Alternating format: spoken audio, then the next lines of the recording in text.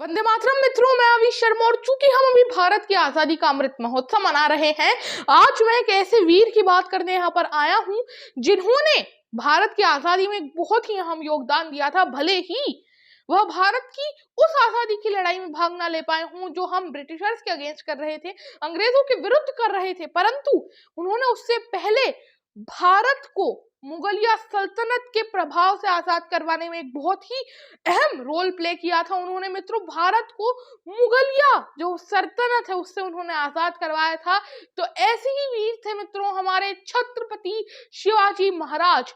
और हम लोग आज हमारे वीरों की बात कर रहे हैं तो उनमें इनका नाम भूल जाना एक बहुत ही बड़ी हमारी गलती हो गई। सो आज मैं आपको बताने जा रहा हूं इन्हीं वीर की पूरी वीर गाथा कि कैसे इन्होंने बचपन से लेकर अपने जीवन के अंत तक खाली मातृभूमि की ही सेवा की है और एक ही विचार इनके मन में हमेशा रहता था, पूर्ण स्वराज। तो चलिए इनकी बायोग्राफी जानते हैं, but before that let's roll in the intro.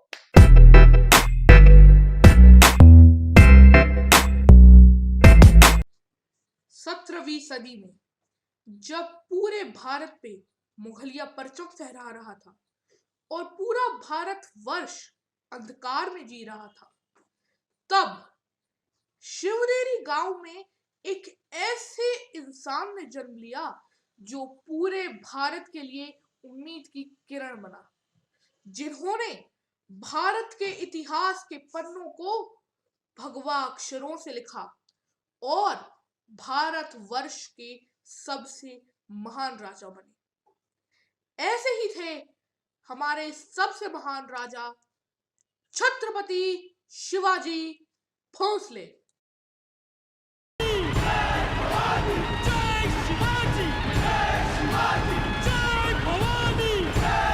जी हाँ मित्रों, भारत के इसी सूर्य, इसी महान राजा की बात करने आज मैं अभी शर्मा आ गया हूँ। सो अगर आपने अभी तक इस चैनल को सब्सक्राइब नहीं किया है तो कर लीजिए, क्योंकि इस चैनल पे मैं ऐसी ही इंटरेस्टिंग कंटेंट्स अपलोड करता रहता हूँ। मित्रों, आज से 392 ईयर्स पहले ही भारत में ऐसे इंसान ने जन्म लिया था जिसने पूरे भारत वर्ष का नक्शा ही बदल के रख दिया। मित्रों, यहाँ पे आप हमारी स्क्रीन पे दो पिक्चर्स देख रहे हैं, एक बिफोर शिवाजी और एक आफ्टर शिवाजी।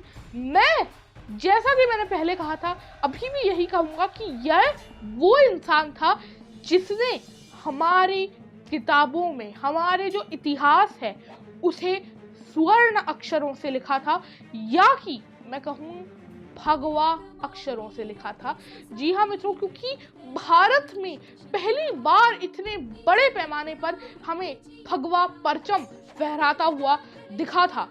यह ऐसे इंसान थे जिन्होंने 16 साल की अल्प आयु में ही किलों को जीतना शुरू कर दिया था और जब 50 साल की उम्र में इनका देहांत हुआ तब इनके पास इतनी बड़ी सेना थी और यह पूरे भारत में इतने प्रसिद्ध थे कि हर एक भारतीय इनके जो निधन था उस पे खूब रोया था।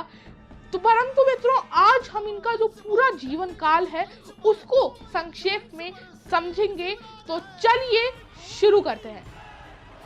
तो मित्रों, पहले उनकी कथा जानने से पहले, आगे उनके बर्थ से पहले हमें समझना पड़ेगा कि उनके टाइम सिचुएशंस क्या थी।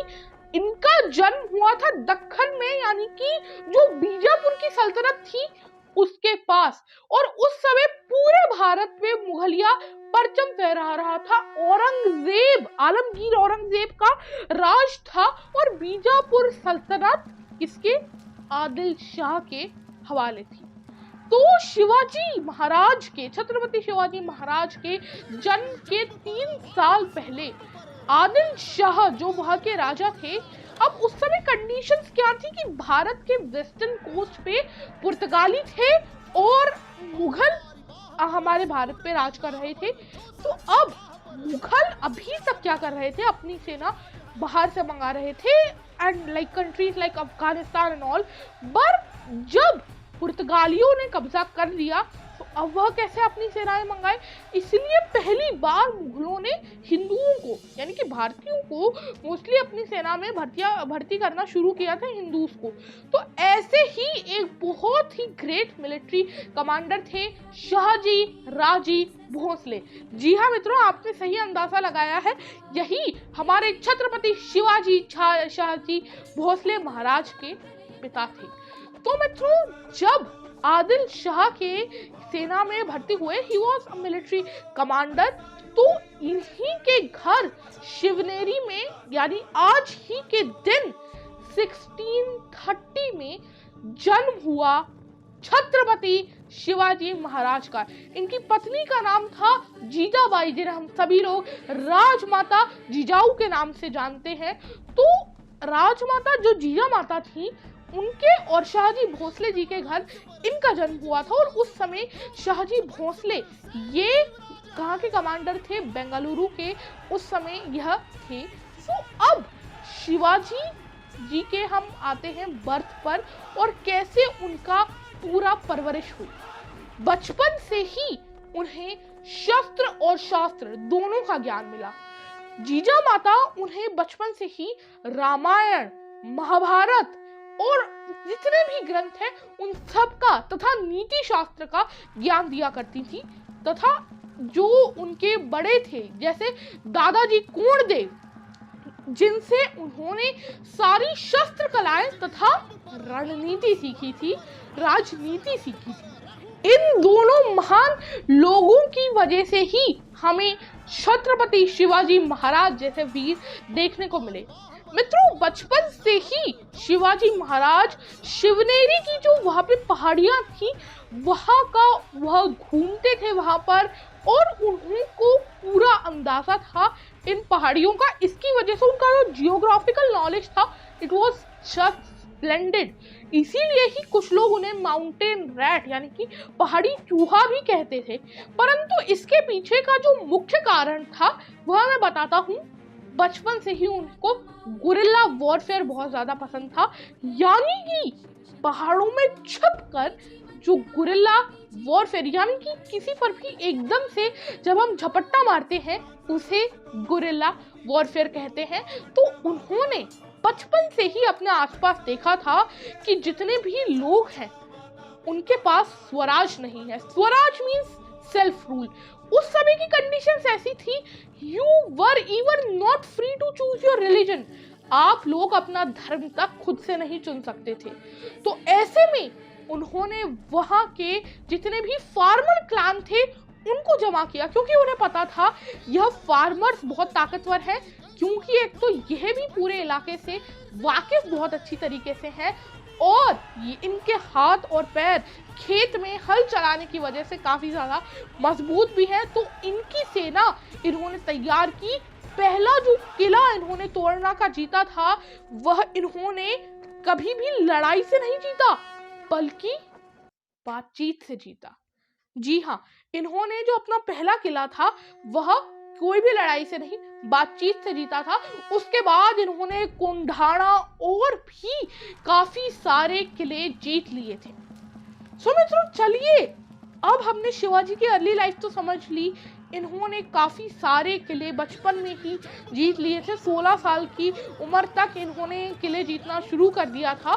सो अब हम समझते हैं कि कैसे अब आगे इनकी एक्चुअल लाइफ में टेंशन शुरू हुई और कैसे इनकी तनातनी आदिल शाह से शुरू हुई। मित्रों, अब जब इन्होंने इतने सारे किले जीतना शुरू कर दिया था तो आदिल शाह के मन में टेंशन होने लगी थी कि अरे, शिवाजी जैसा एक छोटा सा बच्चा, इतना यंग ये लड़का है, पर इतने सारे यह किले जीतता जा रहा है। उस समय तक शिवाजी महाराज के पास जो सेना थी, छत्रपति शिवाजी महाराज के पास काफी ज्यादा अच्छी खासी हो चुकी थी।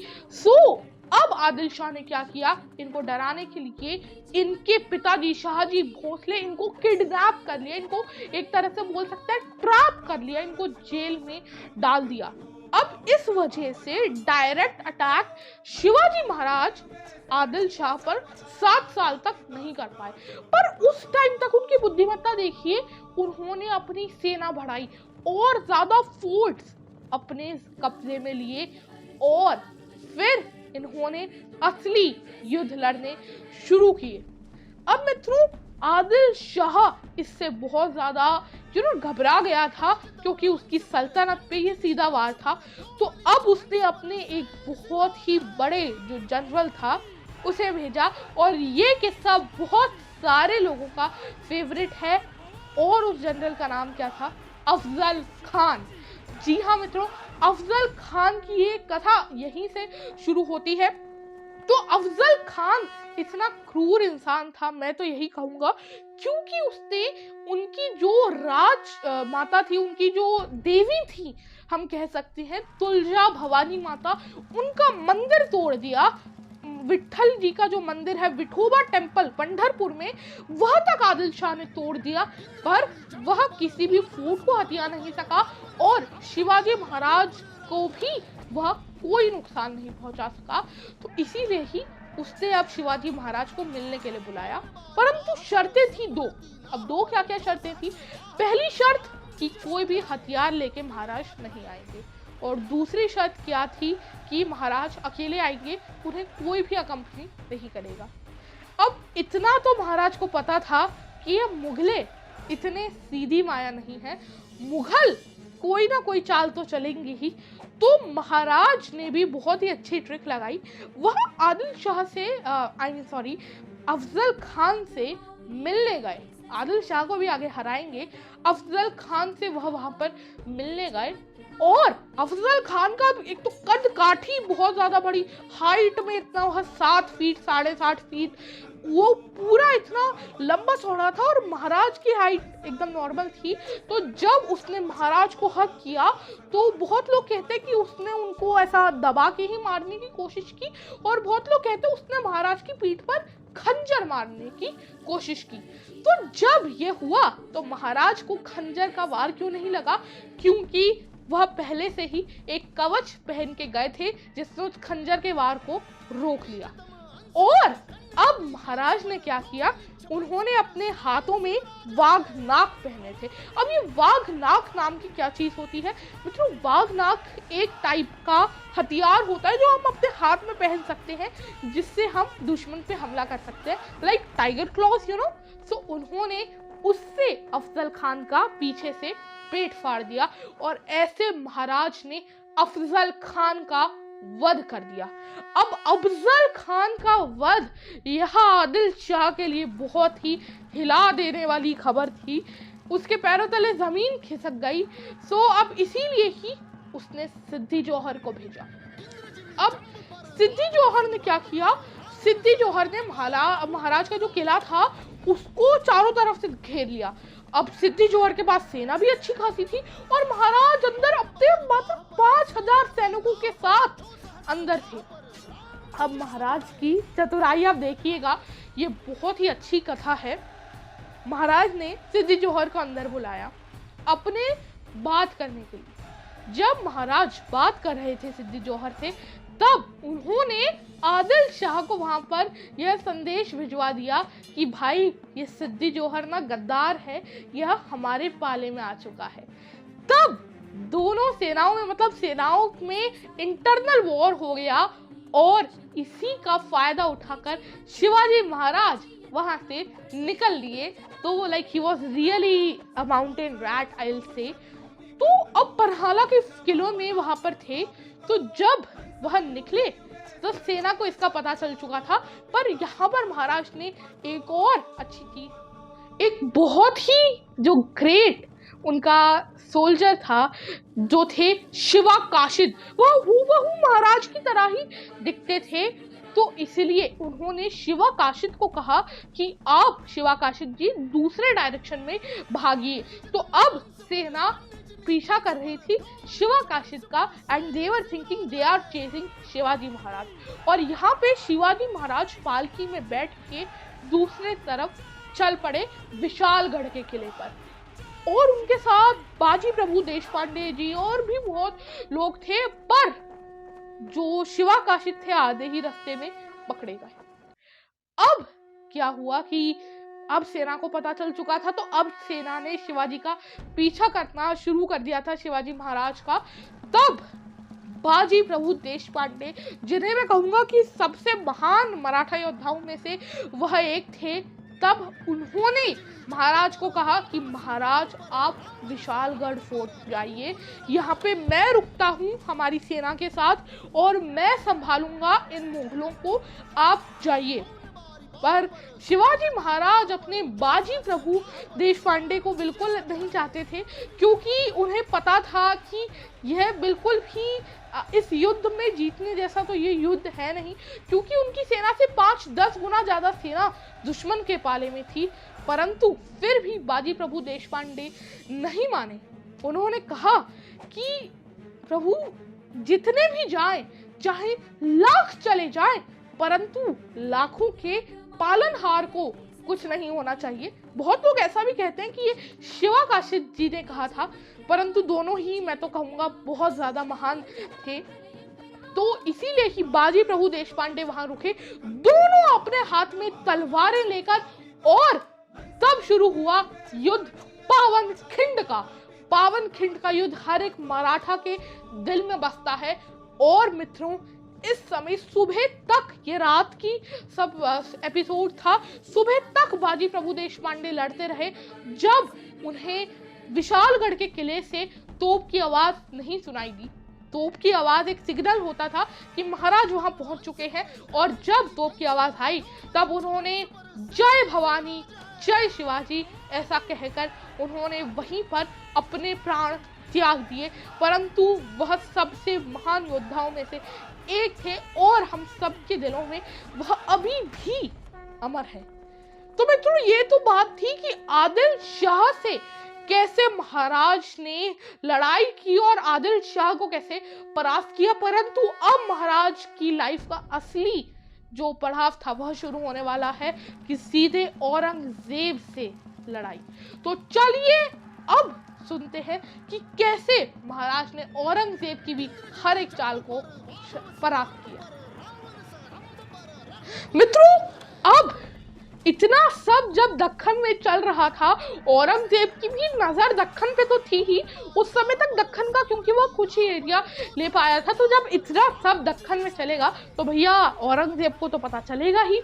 अब औरंगजेब जब इन सब चीजों से सतर्क हो गया, तब उसने अपने जो मामा थे, मतलब सगे मामा शायस्त खान को भेजा। अब शायस्त खान ने क्या किया, सीधे महाराज जहां पर रहते थे उनका पर्सनल, उनके निवास स्थान पर उसने कब्जा कर लिया। अब महाराज भी शातिर थे और बहुत ज्यादा चतुर भी, तो उन्होंने खुद और अपने सारे सैनिकों को बारातियों का रूप दे दिया और खुद बन गए घोड़े पर सवार। और वैसे ही वह बारात निकाल रहे थे, और जैसे ही जो पूरी बारात थी, सेना थी, वह उनके निवास स्थान के आगे से गुजरी, उन्होंने हल्ला बोल दिया शायस्त खान पे। और शायस्त खान के लिए एक अनएक्सपेक्टेड अटैक था, यानी कि उसको इसका बिल्कुल भी अंदाजा नहीं था। परंतु जैसे ही महाराज ने हल्ला बोला, वह अपनी जान बचाने के लिए भागने लगा, और भागने में वह सफल भी हो गया। परंतु ऐसा कैसे हो सकता है कि छत्रपति शिवाजी महाराज की तलवार चूक जाए। उनकी तलवार ने शायस्त खान की 3 उंगलियों को काट डाला, और उन उंगलियों के साथ शायस्त खान की नाक भी पूरे मुगल सल्तनत में कट गई। तो मित्रों, ऐसे ही बहुत सारे अटैक्स करता रहा औरंगजेब महाराज पे, परंतु महाराज हमेशा इसका मुंह तोड़ जवाब देते। इस शायस्त खान की मौत के बाद मुगलों के जले पर नमक छिड़कने के लिए मुगलों का जो एक्चुअल ट्रेडिंग पॉइंट था, यानी कि जो पूरे सी ट्रेड को जोड़ता है भारत से, जो लिंक करता है, वह है हमारा सूरत का शहर। और उस समय वह बहुत इंपॉर्टेंट था ट्रेडिंग के लिए। सो ट्रेड के उस स्थान पर महाराज ने कब्जा कर लिया और वहां पे सूरत को पूरी तरीके से कैप्चर कर लिया। सो मित्रों, ऐसे काफी सारे अटैक्स होते रहे, बट इस थोड़े समय बाद महाराज की जो तबीयत थी वह थोड़ी खराब, थोड़ी नाजुक थी। तो इसलिए औरंगजेब ने जब हमला किया तो वो हमला महाराज के लिए बिल्कुल ही इट वाज अनएक्सपेक्टेड। तो तब महाराज ने डिसाइड किया संधि का, और उस संधि में उन्हें औरंगजेब को करीब 40 लाख से भी ज्यादा मुद्राएं और उन्हें 23 किले देने पड़े।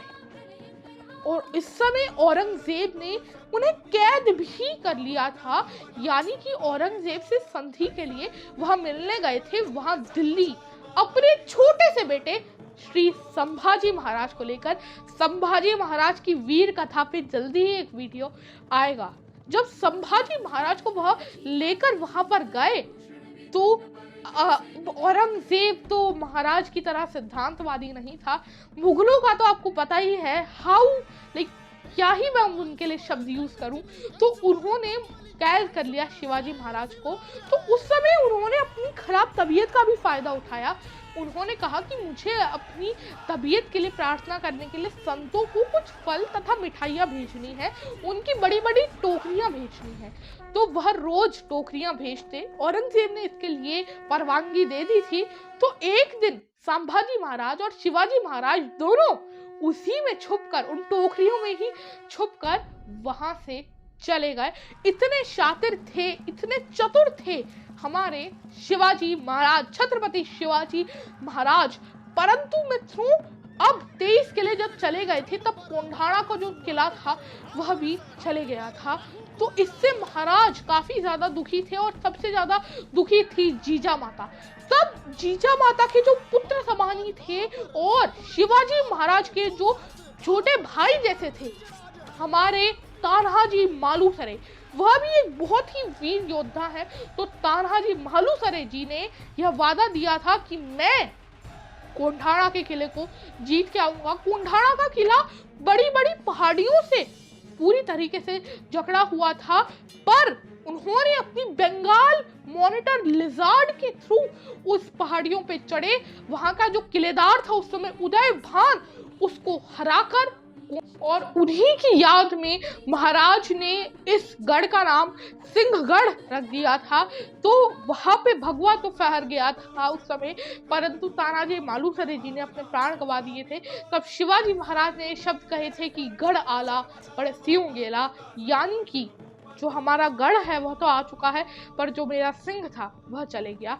तो 1674 तक ये सारे युद्ध जारी रहे उसके बाद भी, और 1680 में आकर महाराज की तबीयत बहुत ज़्यादा खराब होने लगी और तेज फीवर की वजह से उन्होंने 1680 में अपनी जो जीवन लीला थी वह समाप्त कर। परंतु मित्रों, शिवाजी महाराज आज भी हम सबके हृदय में निवास करते हैं और हम सभी लोग उनसे कितना कुछ सीख सकते हैं यह आज हमने इस कथा से जान दिया। तो मित्रों, अगर आप अभी तक ये वीडियो देख रहे हैं तो ऑब्वियसली आपको इसमें इंटरेस्ट जरूर आ रहा होगा। तो प्लीज ऐसे ही और वीडियोस देखने के लिए इस चैनल को सब्सक्राइब कर दीजिए तथा बेल आइकन को भी दबा दीजिए ताकि आपको ऐसी वीडियोस मिलती रहें। और अब आप सभी से मैं विदा लेना चाहूंगा। जय भवानी, जय शिवाजी।